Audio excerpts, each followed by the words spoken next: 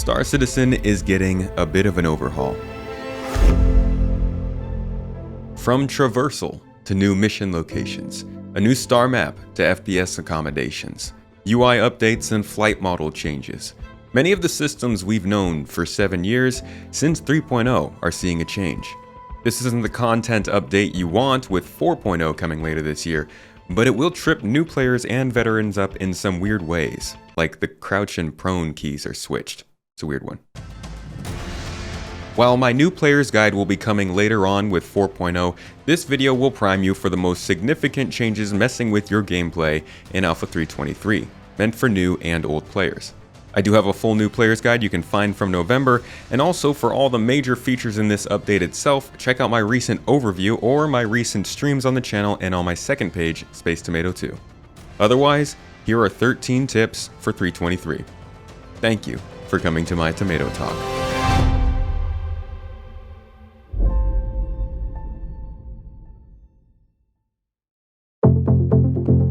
If you're just getting started for the first time, I will always advise folks get the cheapest game package at $45. Given the ability to easily share money and gameplay, rent and buy ships in-game, and crew other people's ships, you'll have no problem obtaining the ship you want in due time, especially with an org.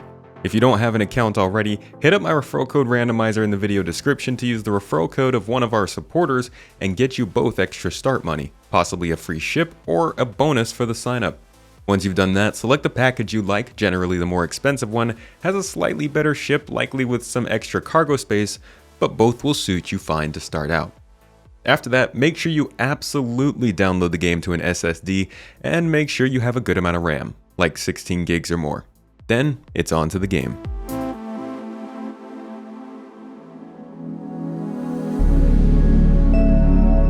The new character customizer is worth playing around with now. Not just because it's new, works better, and gives you more control than before over your character's appearance. No, this new builder actually allows you to save and export your characters so that from now on, until the game's release, you'll be able to reliably use the same design and update it as needed. You can also have multiple avatars, so go nuts. They'll all be stored in your game folder in the User, Client, Zero, and Custom Characters folder.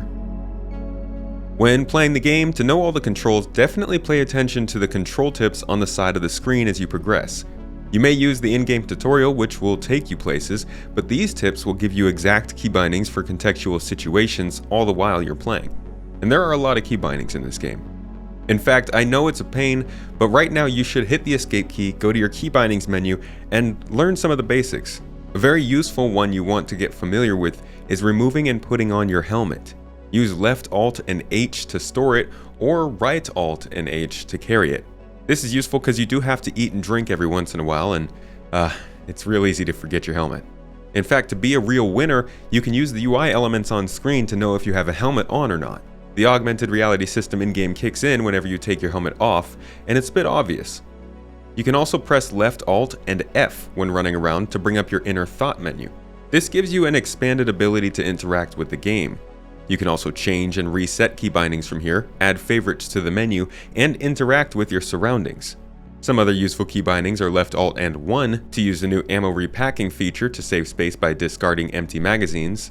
Like I said earlier, the crouch and prone buttons were switched, that is Control and Z. There is now an unbound key binding called Auto Precision Mode that will slow you to 30 meters per second when your landing gear is down.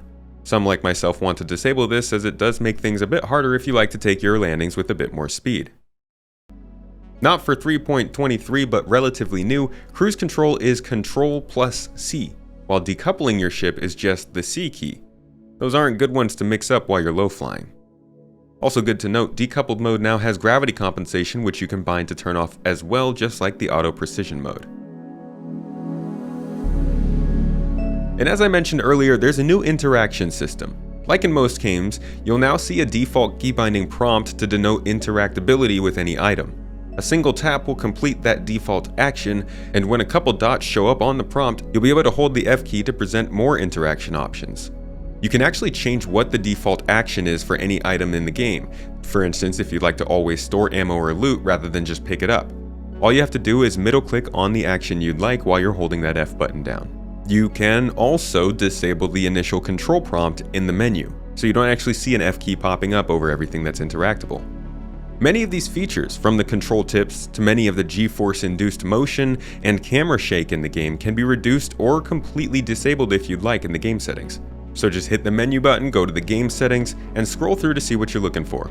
Most players will probably want to at least change the G-force induced motion in flight and during boost. The new Starmap is still missing some features we've been dying for, like shareable place markers and planetary surface maps, but it's brought some of the best quality of life to the game you can expect. Still, under the F2 key, the new Starmap doubles as an interior and local map, which lets you navigate around cities and other locations in the game. You can place waypoints or tap the R key on a point to get navigation there. The best part is, if that endpoint is in another part of the city, the map will guide you to the train you need to take to get there. Additionally, the Starmap now features text search, so you can now make use of mission location names and start learning where the heck you are. You can also see which commodities are available at a given location. Definitely play with the map to get a good idea of how to navigate the world, and remember that you can't set routes to different star locations until you're in a spaceship. Remember how they were making a big deal about the replication layer back in 2021? Well, they finally got it separated and functional, so the data and simulation can now exist separately. This means whenever a server crashes, you won't be kicked from the game anymore. Instead, the system will boot up a new server with virtually the same game state and then release you back to play. This will look like you've frozen and everything has stopped working, an error message will show up on the screen, and you'll be out of control for a few minutes while things boot back up. It's not ideal right now, taking 4 to 5 minutes at times, and will continue to improve. But for cargo haulers, event throwers, or anybody that doesn't want to end their session in pain or spending minutes getting back to where they were, we now have server crash recovery.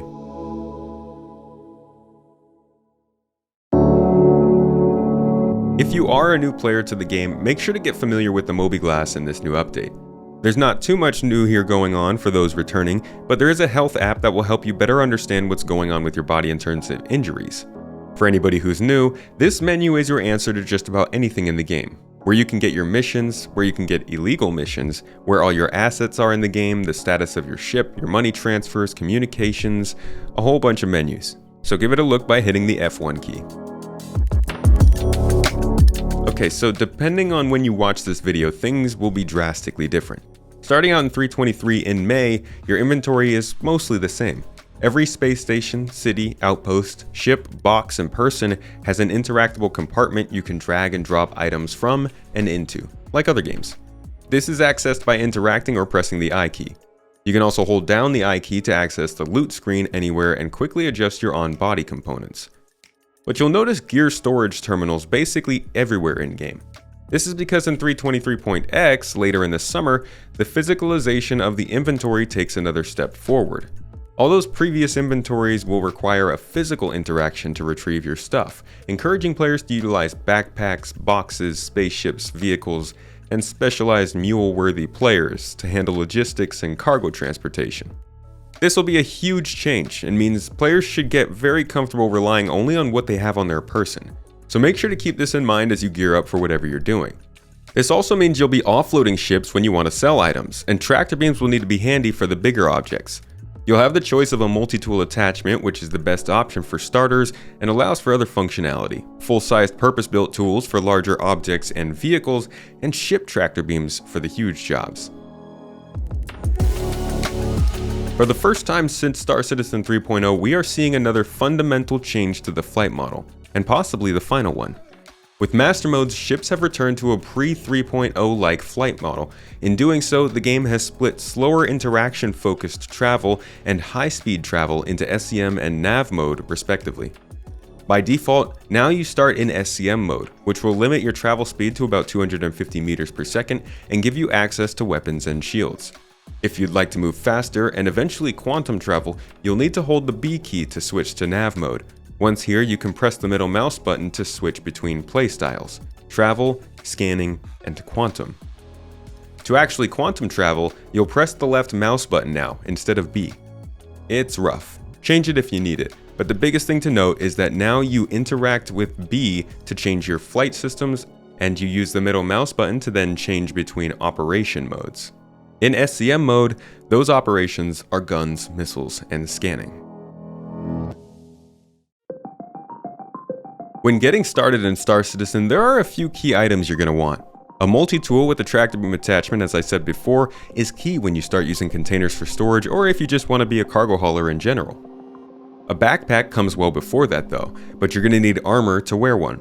An initial weapon, a pistol, the ammo that comes with it, this all kind of starts to add up. Early on in your experience, make sure to check out ground outposts around your planet and the local moons, specifically aid shelters, mining outposts, and other friendly locations including the new distribution centers will have boxes with food, armor, items, and sometimes weapons in them. On day one, this is a good way to save money, find some more interesting items, and learn the lay of the land in your local area right now. Also remember, no matter what you're doing, you can take a 1 or 2 SCU crate from any cargo deck on the space station up above your spawn location, fill it with any loot you find, and sell those items at the proper locations in bulk. This system is still developing in Star Citizen, but it is a great way to make some extra money when you start. And we'll talk about that little space station thing in a little bit here. Star Citizen is an awesome game to play solo. In fact, it will always be made with solo play in mind. But you won't be able to do everything by yourself. Don't believe me? Listen to what basically the second in charge of Star Citizen said just about a week ago. Obviously, if you want to be a solo player, just because we're a massively multiplayer online game shouldn't preclude you from playing solo. I've played many MMOs where I've just played by myself and got through to the end game. That doesn't mean that there is not going to be a large amount of content that is achievable by solo players, that they'll be able to have enjoyment and combat, for trading, to mining, to salvage, to all the other aspects of gameplay that we want to be. If you want to be a farmer, you can go and be a farmer, right? But the expectation is that we are a massive multiplayer online game. We will have a large amount of content that is available to solo players, but that does mean there will be some content that is easier to achieve with more than one player. While you might not be interested in playing in groups, the game is changing. Soon it will be valuable to know cargo haulers, combat pilots, and engineers that can easily help you out in a bind.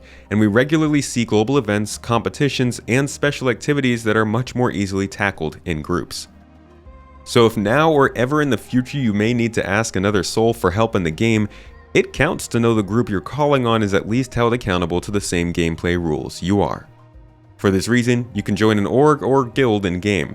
I'll link the page that CIG hosts for all orgs down below. There's plenty of great choices that focus on all the different types of gameplay to offer in Star Citizen, but I'm also going to plug my own group, the Garden Interstellar Initiative.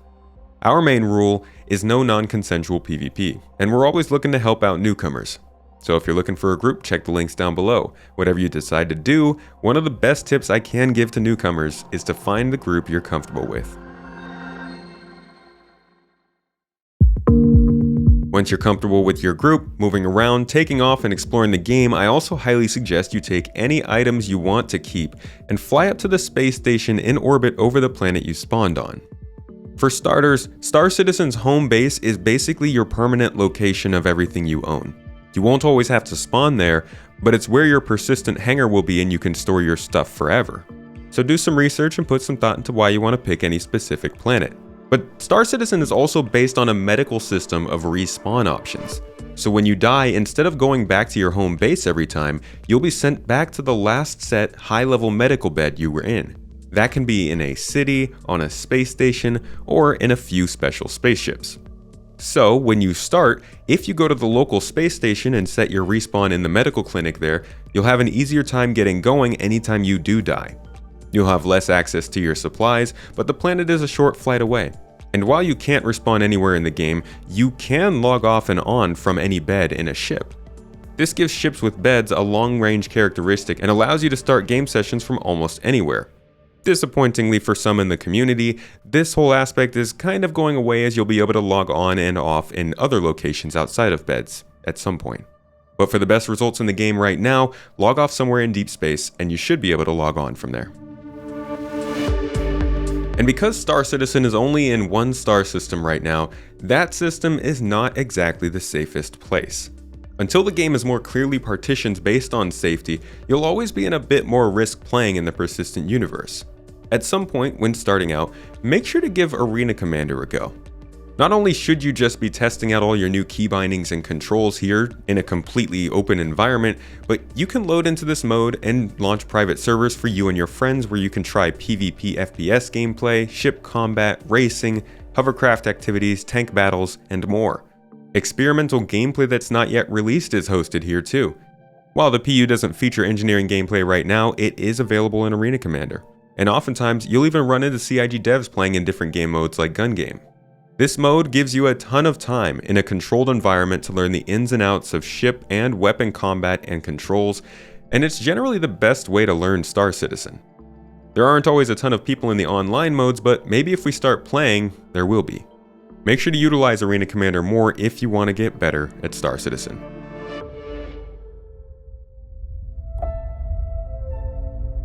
Okay, there's a lot more to learn about Star Citizen, and plenty that will be changing in the coming months. These are, I think, some of the best tips for a newcomer or returning player getting started in 3.23, but make sure to check out the comments section down below because I'm sure there's plenty I've missed. For a full new player's guide, make sure to check back here sometime after 4.0 goes live, hopefully later this year. You can subscribe below if you want to get a notification for that. It's going to be a major shift in the game, and doesn't sound like it's too far off, but when does it ever? Until then, you can find more info about Star Citizen and its development through high-quality videos posted to this channel, as well as monthly exclusive for supporters. My second channel, Space Tomato 2, offers detailed deep dives into different topics about the game, as well as my 2 podcasts. And my third channel just started featuring gameplay solo with my org and with other creators. And if you'd like to support what my wife and I are doing with these channels, in addition to monthly exclusives, we also offer live podcast access, private chat channels with us, your referral code and our referral code randomizer, and other perks of support. Whatever you do decide to do, I hope this video helped you out, and I'll see you in the next one.